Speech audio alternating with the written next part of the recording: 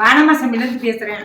இன்றைக்கி Sunday special என்ன தெரியுமா? இன்றைக்கி நான் வந்து ஒரு 600 கிராம் நாட்டுக்கோழி எடுத்திருக்கேன்.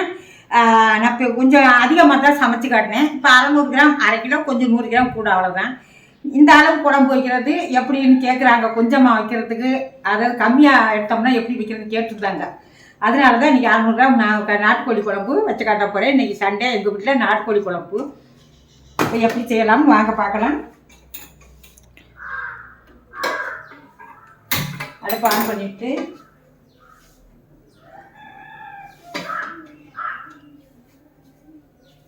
இப்போ சட்டி காஞ்சிருச்சு. நல்லெண்ணெய் தாங்க யூஸ் பண்ணணும். நாட்டுக்கோழி குழம்புக்கு நல்லெண்ணெய் தான் யூஸ் பண்ணணும்.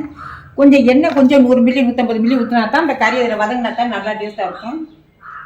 அவ்வளோதான். 150 மில்லி கிட்ட ஊற்ற நல்லெண்ணெய். சுத்தமான நான் செக்கில் ஆட்டின நல்லெண்ணெய் இது. அடுத்து வெந்தயம், சோம்பு பாருங்க. வெந்தயமும் சோம்பும் அந்த எண்ணெய் காயட்டும்.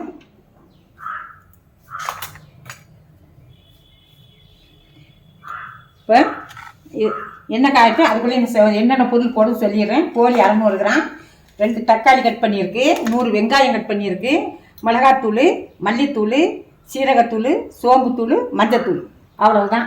அதுக்கப்புறம் கடைசியில் பொறுமா போடுவோம், அதை நான் காட்டுறேன். இஞ்சி பூண்டு பாருங்க. எண்ணெய் காஞ்சிருச்சு. இப்போ வெந்தயம் போட்டாச்சு. அது கொஞ்சம் நல்லா வெடிக்கட்டும்.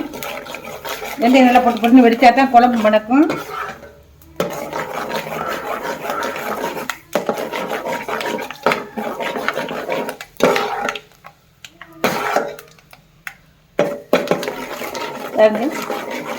வெந்தயம் நல்லா சிவந்துருச்சு. சிவந்தோடனே கொஞ்சம் வெடிச்சிச்சுன்னா குழம்பு மணமாக இருக்கும்.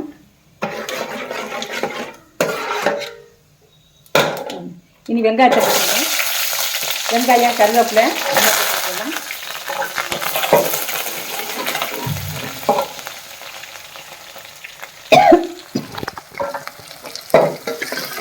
வெங்காயம் கொஞ்சம் வதங்கட்டும். எண்ணெயோட ஒரு பிரிச்சாலை பாதி கட் பண்ணி போட்டுக்கோங்க. டேஸ்ட்டு மனம் பிடிக்கிறவங்க போட்டுக்கலாம். பிரிச்சாலை ஒன்று. இந்தளவு பட்டை இந்தளவு, கல்பாசி,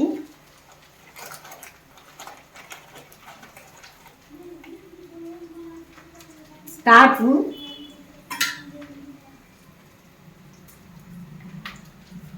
ஒரு 4 கிராம்பு 5 கிராம்பு,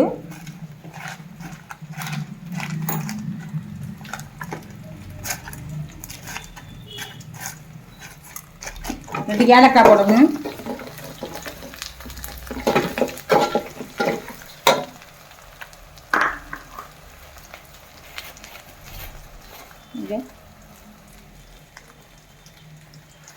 ரெண்டு ஏலக்காயை இந்த மாதிரி சுட்டு போடுங்க.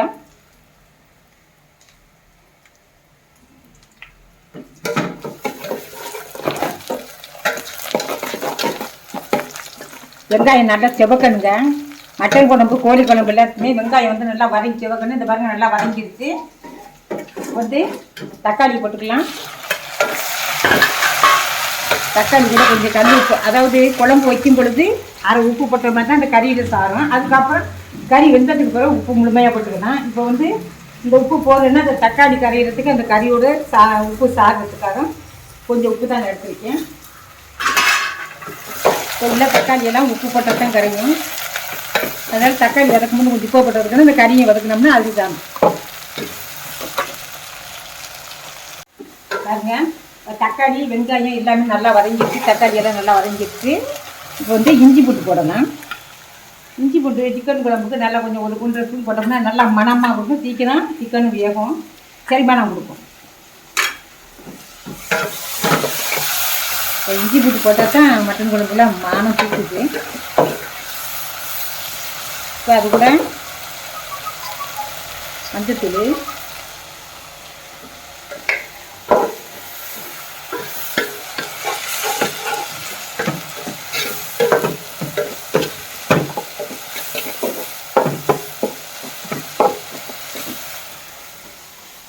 மஞ்சத்தூள் போட்டாச்சு.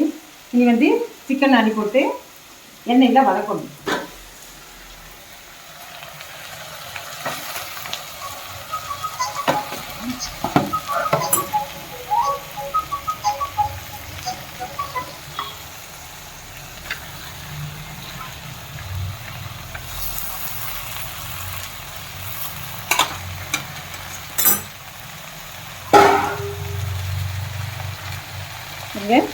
சிக்கனை மாதிரி தட்டி எடுத்துக்கோங்க.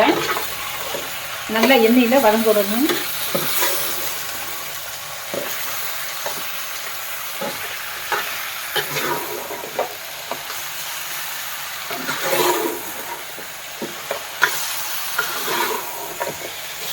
நல்லா அப்படி பிரட்டி வெங்காயம், தக்காளி, இஞ்சி, பூண்டு எல்லாமே வந்து பட்டை கிராம்பெலாம் போட்டோம் இல்லையா?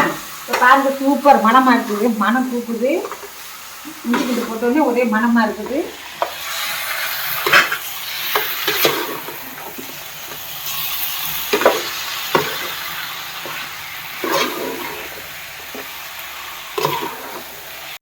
குயிக்காக குழம்பு வைக்கணும், ஒரு அரை மணி நேரத்தில் நம்ம செய்யணும்னு நீங்கள் நினச்சிங்கன்னா இது மாதிரி வதக்கிட்டு இந்த பொடி வெங்காயம் போடுறோம் இல்லையா, இதெல்லாம் அளவாக எடுத்து நான் அளவு சொல்கிறேன். அளவு எடுத்ததில் போட்டு இதை கரைச்சிட்டு அதில் ஊற்றிடுங்க. தண்ணி எப்படி ஆற்றி பாருங்க. குழம்பு உங்களுக்கு தண்ணியாக வேணுமா கெட்டியாக வேணுமா அந்த பாண்டியில் எவ்வளோ உங்களுக்கு தெரியும் இல்லையா? குக்கரில் வைக்கும்போது கொஞ்சம் லூஸாக வைக்கணும். இப்போ இதை எடுத்து குக்கரில் 3 வேக விட்டோம்னா அரை மணி நேரத்துக்கு கூட ஆகாது நமக்கு. இந்த மாதிரி சட்டியில் வேக வச்சோம்னா சில கோழி வேகும், சில கோழி வேகாது. அதனால இது மாதிரி வதக்கிட்டு பொடியெல்லாம் போட்டு கொஞ்சம் சிக்கன் வதங்கவும் எல்லா பொடியும் கரைச்சி ஊற்றிட்டு ஒன்று மேலே ஒன்றா போட்டுவிட்டு அப்படியே தூக்கி உப்பை போட்டு குக்கரில் வச்சிடலாம். இல்லை இந்த மாதிரி நாங்கள் தனியாக அடுப்புலேயே வேக வச்சு சாப்பிடணும்னு நினைச்சிங்கன்னா அது ஒரு 1 hour ஆகும். அதாவது கோழி எப்படி முட்டை கோழியா பிஞ்சு கோழியா அதுக்கு தகுந்த மாதிரி நமக்கு வேக எடுக்கும்.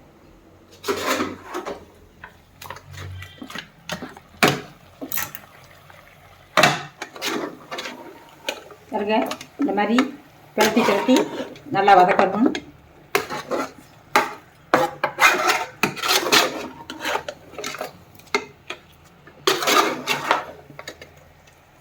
வதக்கி கொடுங்க. வதக்கி கொடுத்துட்டு இப்போ நான் என்ன செய்ய போகிறேன், எனக்கு டைம் ஆகுது. அதனால் நான் வந்து எல்லாத்தையும் போட்டு குக்கரில் தான் போட போகிறேன். டைம் ஆயிடுச்சு, எனக்கு வேறு வேலை இருக்குது. நான் எவ்வளவு பொடி போடுறீங்கன்னு பார்த்துக்கோங்க.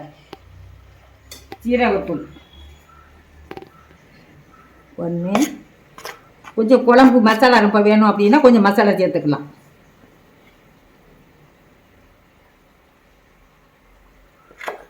ரெண்டரை ஸ்பூன் வரும். இந்த ஸ்பூனால் முக்கால் 2.5 போட்டிருக்கேன். அதுக்கடுத்து சோம்புத்தூள் வந்து கம்மியாக போடணும்.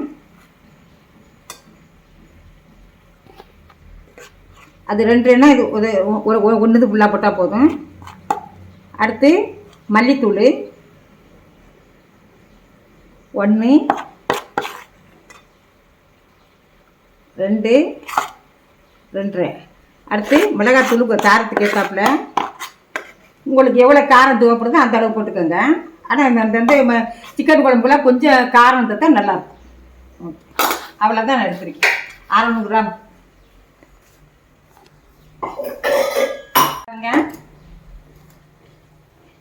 தண்ணியை விட்டு மசாலையை கரைச்சி அதில் போட்டுடலாம். எல்லா மசாலா ஒன்றா ஊற்றி, அதாவது குக்கரில் வைக்கிறதுனால தான் எல்லா மசாலாவையும் நான் ஒன்றா போடுறேன். இந்த மாதிரி சட்டியிலே வைக்கணும் அப்படின்னா கறி நல்லா தண்ணியில் வெந்து தண்ணி வற்றின பின்னாடி பிச்சு பாருங்க. கறி வெந்துருச்சு அப்படின்னா ஃபஸ்ட்டு வந்து மிளகாத்தூளை போடுங்க. அதுக்கடுத்து மல்லித்தூளை போடுங்க. கடைசியில் தான் சீரகத்தூள் போடணும். அடுத்து தேங்காய் விருப்பம் உள்ளவங்க தேங்காய், கசகசா, பூண்டு, கொஞ்சம் பொட்டுக்கடலை இதெல்லாம் வதக்கி கொஞ்சமாக தேங்காய் கொஞ்சம் போட்டு அது மேலே மேம்பருமா போடணும். தேங்காய் பிடிக்காதவங்க இந்த மாதிரி சும்மா பொறுமா மட்டும் போட்டு எடுத்துடலாம்.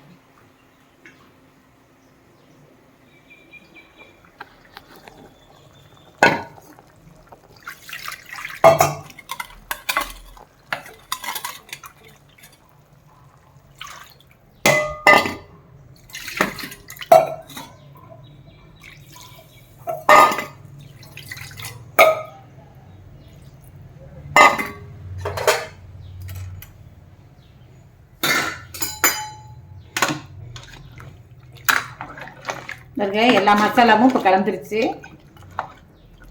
கொஞ்சம் சூடேறி கொதி வரவும் அப்படியே குக்கருக்கு மாற்றிடுவோம்.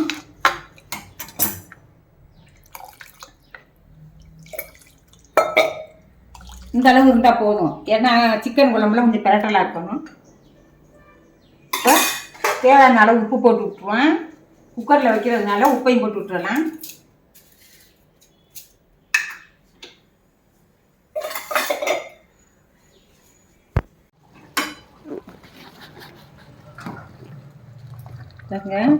இப்போ மசாலெல்லாம் போட்டு குழம்புத்தி ஒரு கொதி வந்துடுச்சு. அப்படியே குக்கரில் தூக்கி போட்டோம்னா 2 விசிலோட சரியாயிடும்.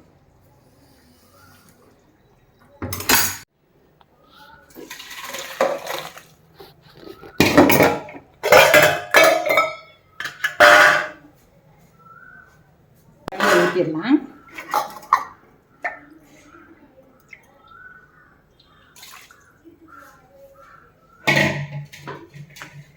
பாருங்க, இப்போ பார்த்துக்கோங்க, குழம்பு திக்காக இருக்கா தண்ணியாக இருக்கா உங்களுக்கு எப்படி வேணுமோ அந்த மாதிரி. ஏன்னா குக்கரில் வேகும்பொழுது கொஞ்சம் தண்ணி இருக்கும் இல்லையா, அதுக்கு தகுந்த மாதிரி கொஞ்சம் ஊற்றிக்கலாம். அவ்வளோதாங்க, முடிஞ்சிச்சு சிக்கன் குழம்பு. 3 விசில் வந்தோடனே இறக்கி.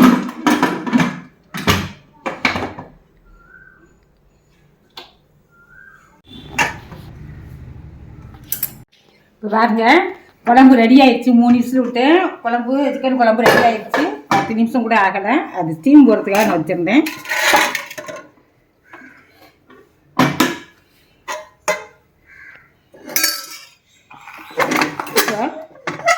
இதில் வந்து நாங்கள் தேங்காய் போடலை.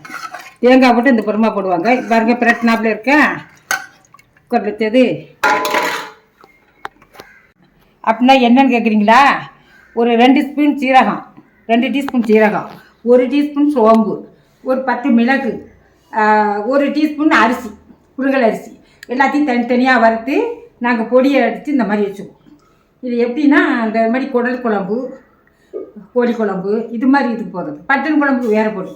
இந்த பொடியை மேலே தூவிட்டு தேங்காய்க்கு பதிட்டு போட்டுக்கலாம். ரொம்ப போட வேண்டாம், ஒரு 1/2 ஸ்பூன் போட்டால் போதும். இந்த பாருங்க எடுத்து வச்சுக்க வெங்காயம், ஒரு 5 வெங்காயம், 4 பூண்டு போடலாம். இதை தட்டிட்டு அதை போடணும். இந்த மாதிரி இடிச்சிட்டு அந்த பொறுமாவை போட்டு அது மாதிரி போட்டோம்னா கும்முன்னு வாட வரும்.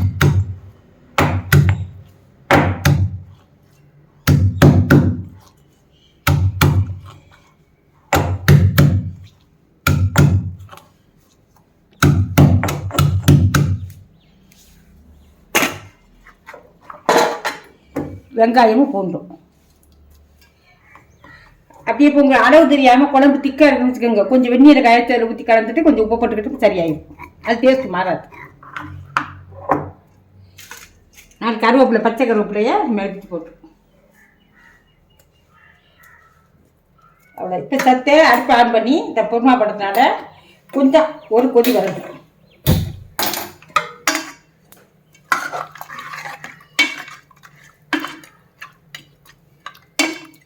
இதே உங்களுக்கு குழம்பு ரொம்ப வேணும்னாலும் கொஞ்சம் மசாலாவை கூட சேர்த்துக்கலாம். ஆள் இல்லாததுனால ஒரு 2 பேருக்கு அளவாக நான் வைக்கிறேன். உங்களுக்கு 4 பேர் 5 பேருக்கு 600 கிராம் எடுக்கிறோம் அப்படின்னா கொஞ்சம் மசாலா கூட சேர்த்துட்டா போய் எல்லா மசாலாவும் அளவாக சேர்க்கணும்.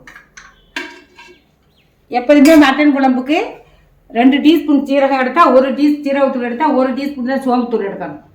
மல்லித்தூள் 2 டீஸ்பூன் சரி சமமாக போடலாம்.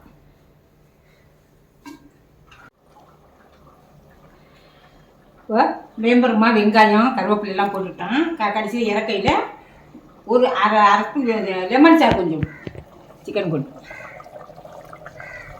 அவ்வளோதான்.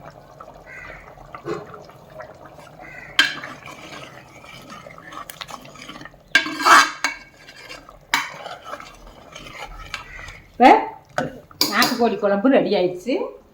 இப்போ மற்ற பவுலுக்கு மாற்றிடலாம்.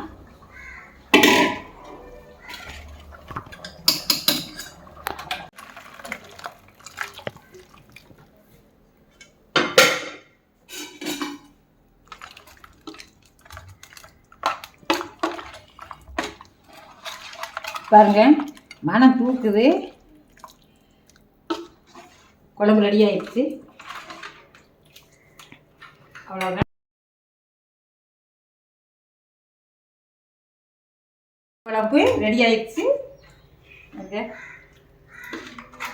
அவ்வளோதான். ரொம்ப சிம்பிளான வேலை தான் குழம்பு வைக்கிறது.